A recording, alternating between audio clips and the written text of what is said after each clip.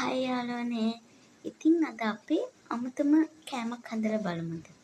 එහෙනම් මේ වීඩියෝ එක දිගටම ඉවර වෙනකම් බලන්න.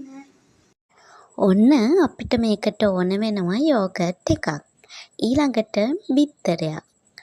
පාන් පිටි මේස හැඳි 3ක්.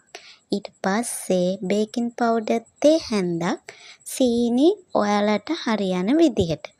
ඉතින් මේ ඔක්කොම මේ විදිහට බ්ලෙන්ඩර් ජග් එකට දාගෙන අපි බ්ලෙන්ඩ් කරගන්න ඕනේ. ඉතින් මම සීනි දැම්මේ මේකට මේස හැඳි 2ක් වගේ.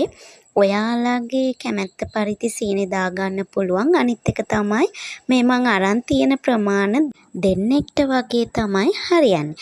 ඉතින් මෙන්න මේ විදිහට කප් දෙකකට දාගෙන ඔයාලා රයිස් කුකර් එකේ විනාඩි 20ක් බේක් කරගන්න ඕනේ. oven එකෙත් හදන්න පුළුවන්.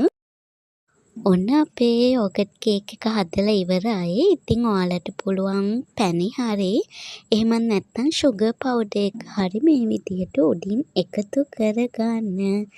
ඉතින් ඔයාලත් හදලා රසද බලන්න.